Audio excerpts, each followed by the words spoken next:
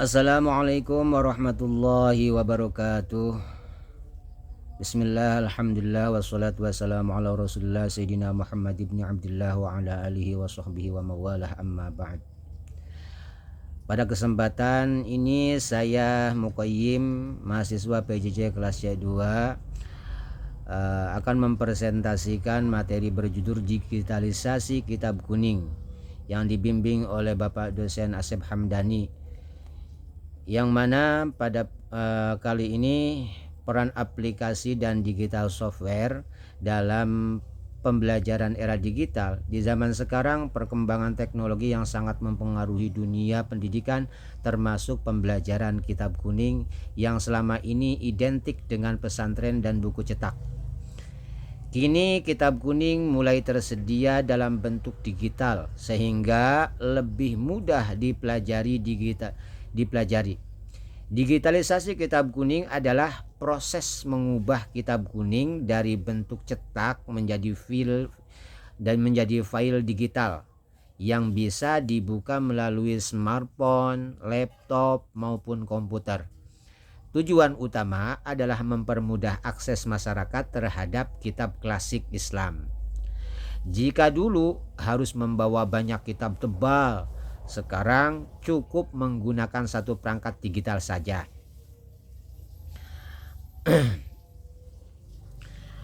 Beberapa contoh aplikasi dan software yang sering digunakan adalah Maktabah Syamilah, Al-Maktabah Al-Waqfiyah, dan berbagai aplikasi kitab kuning di Android. Di dalamnya tersedia ribuan kitab klasik yang dapat dicari dengan sangat mudah. Nah, manfaat digitalisasi kitab kuning antara lain memudahkan belajar kapan saja dan di mana saja. Fitur pencarian mempercepat menemukan materi tertentu yang kita inginkan. Lebih praktis dan hemat biaya karena tidak perlu membeli banyak kitab cetak. Membantu santri dan mahasiswa belajar mandiri. Namun, digitalisasi juga memiliki tantangan, misalnya pengguna bisa salah memahami isi kitab jika belajar tanpa bimbingan seorang guru. Maka dari itu, kami di sini lagi mempresentasi yang mohon dibimbing oleh Bapak dosen. Selain itu, ketergantungan pada internet dan gadget juga atau gadget ya juga menjadi kendala. Interaksi langsung antara guru dan murid juga bisa berkurang.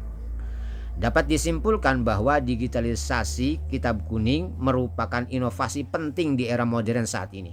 Teknologi mampu mempermudah akses dan pembelajaran kitab kuning secara lebih cepat dan praktis. Namun demikian,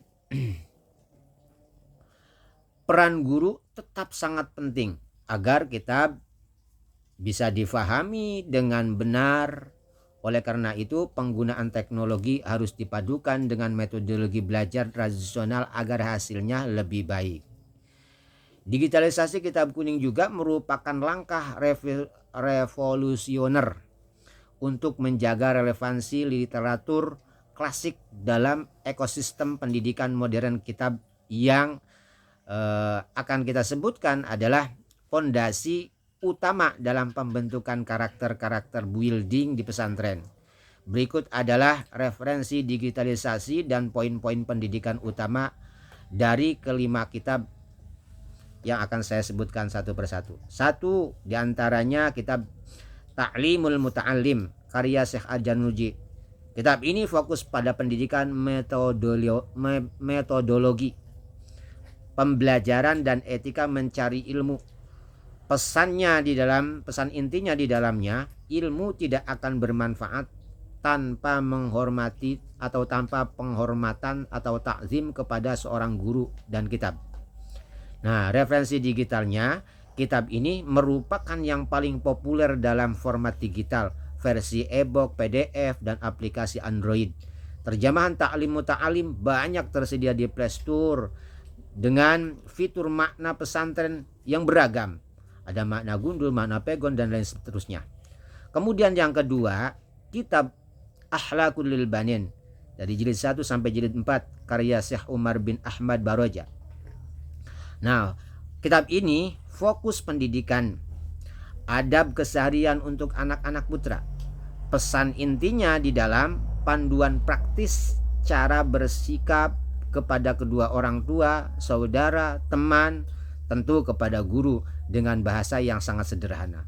Referensi digitalnya tersedia dalam bentuk modul digital, interaktif, dan video animasi di YouTube yang merangkum bab-bab penting, sangat cocok untuk materi ini untuk TPQ atau sekolah dasar. Yang ketiga, kitab Adabul Alim wal Muta'allim karya Syekh Hasyim Asy'ari. Syekh Hasyim Asy'ari pendiri Nahdlatul Ulama. Fokus pendidikannya, isinya fokus pendidikannya etika guru dan murid dalam tradisi Nusantara. Pesan intinya menekankan bahwa tujuan utama pendidikan adalah pengabdian kepada Allah dan pelestarian nilai-nilai Islam, bukan sekedar mencari jabatan. Referensi digitalnya banyak dikaji di dalam bentuk webinar atau rekaman kajian kitab kuning di platform seperti Pustaka Tebu Ireng atau NU Online. Yang keempat, kitab Al-Wasaya, Wasaya Al-Aba lil Abna karya Syekh Muhammad Syakir. Fokus pendidikan wasiat moral dari guru kepada muridnya. Pesan inti di dalamnya nasihat tentang kejujuran, amanah, dan bagaimana menjaga hati dalam pergaulan sosial. Referensi digitalnya, versi digital sering ditemukan dalam platform flashcard, kutipan, nasihat di media sosial, Instagram atau yang lainnya, yang mengutip wasiat guru kepada muridnya. Kemudian yang terakhir, yang kelima, kitab Taisurul Khalaq karya Syekh Hafidz Hasan Al-Mas'udi.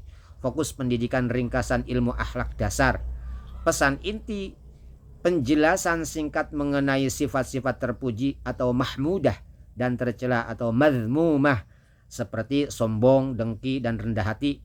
Referensi digitalnya sering tersedia dalam platform aplikasi kitab kuning digital yang menyertakan teks Arab gundul beserta terjemahan tekstual untuk mempermudah hafalan seorang santri atau mahasiswa. Demikian yang bisa saya sampaikan, kurang lebihnya mohon maaf yang sebesar-besarnya. Wallahul muwaffiq ila aqwamit thoriq. Wassalamualaikum warahmatullahi wabarakatuh.